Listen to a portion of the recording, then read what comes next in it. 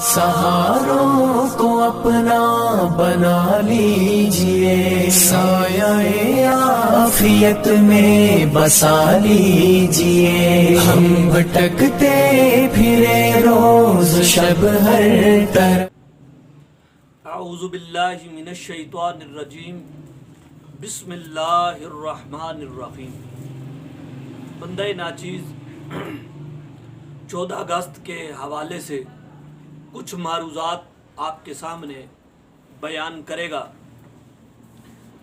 14 اگست کا دن جب بھی آتا ہے تو شخصیات پر بحث کی جاتی ہے، گفتگو کی جاتی ہے کہ کن کن حضرات نے 14 اگست میں ملک پاکستان بنانے میں کردار ادا کیا، لیکن مذہبی شخصیات کو چھوڑ دیا جاتا ہے، ان کا نام تک نہیں لیا جاتا۔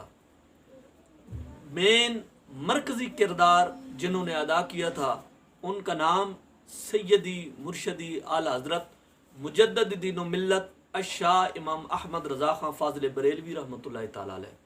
نہ ہی کسی ٹی وی چینل پر ان کا تذکرہ کیا جاتا ہے، نہ ہی کسی رسالے میں ان کا تذکرہ ہوتا ہے، اور نہ ہی کسی اخبار میں ان کا ذکر کیا جاتا ہے۔ سیدی اعلیٰ حضرت نے اس سلسلے میں بڑا کارنامہ سر انجام دیا تھا۔ 1919 اور 1920 میں تحریک خلافت اور تحریک ترک موالات شروع ہوئی۔ پہلی تحریک کا جو مقصد تھا وہ سلطنت عثمانیہ کو فروغ دینا، اس کی امداد کرنا اور اس کی حفاظت کرنا تھا، اور دوسری تحریک اس کا مقصد یہ تھا کہ مسلمانوں کی آزادی کے لیے بائیکاٹ کے ذریعے برطانیہ حکومت پر جو ہے دباؤ ڈالنا۔ جو ان دونوں تحریکوں کا یہ مقصد تھا۔ عزیز سامعین کرام، گاندھی کمال عیاری کے ساتھ ان دونوں تحریکوں کا قائد اور امام بن گیا، اور حالات اس نہج اور اس ڈگر پر پہنچ چکے تھے کہ قریب تھا کہ مسلمان اپنا ملی تشخص کھو کر ہندو مت میں مدغم ہو جاتے۔ ان حالات کو دیکھتے ہوئے سیدی و مرشدی اعلیٰ حضرت مجدد دین و ملت الشاہ امام احمد رضا خان فاضل بریلوی رحمۃ اللہ تعالی علیہ نے قلم اٹھایا۔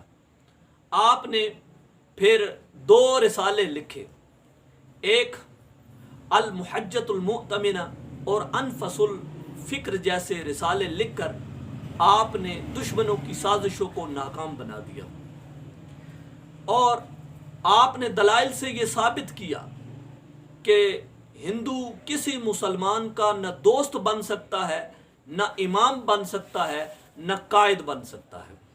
آپ کی دوربین نگاہ یہ دیکھ رہی تھی کہ مسلمان انگریزوں کے چنگل سے آزاد ہو کر وہ ہندوؤں کی غلامی میں جا رہے ہیں۔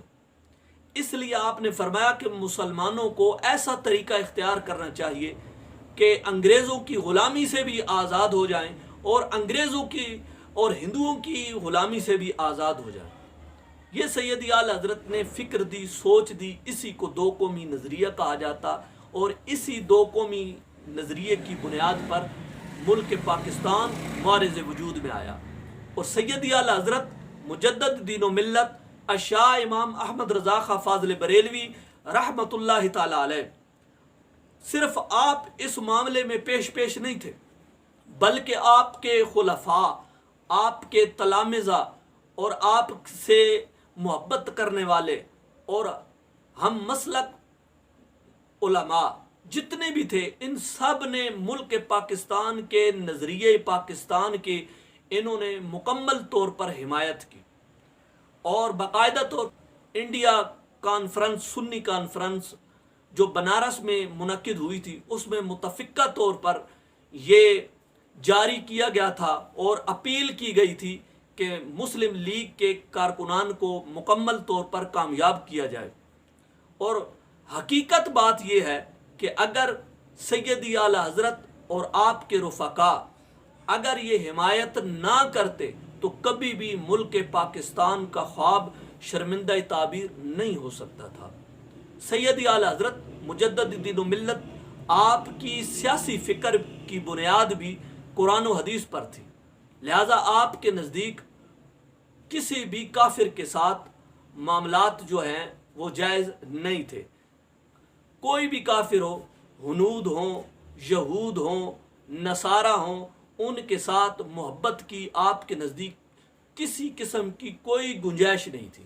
سید اعلیٰ حضرت نے اس بنیاد کو سامنے رکھ کر یہ پیش کیا تھا کہ اس بنیاد پر یہ ملک پاکستان بنایا گیا تھا. لیکن افسوس اس بات پر ہے کہ ان ہستیوں کو ہم فراموش کر دیتے ہیں اور ان کا نام ہم بالکل لیتے ہی نہیں ہیں، اور ہمارے بچوں کو، ہمارے نوجوان کو، ہمارے بوڑھوں کو بالکل ان کے بارے میں پتہ ہی کوئی نہیں ہوتا. یہ اتنی بڑی شخصیات ہیں.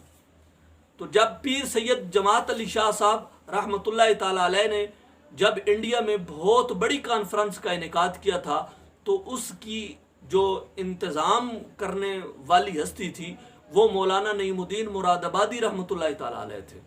انہوں نے اس معاملے میں جو ہے بہت بڑا قدم اٹھایا تھا، اور اس طرح کر کے یہ پاکستان میں ان شخصیات کا تذکرہ ضروری ہے اور یہ ہمیں کرنا چاہیے. بالخصوص علماء کو یہ یاد رکھنا چاہیے اور علماء کو جمعے کی تقریروں میں بالخصوص اس کا تذکرہ کرنا چاہیے. اللہ خالق کریم ہم کو سمجھنے کی توفیق عطا فرمائے.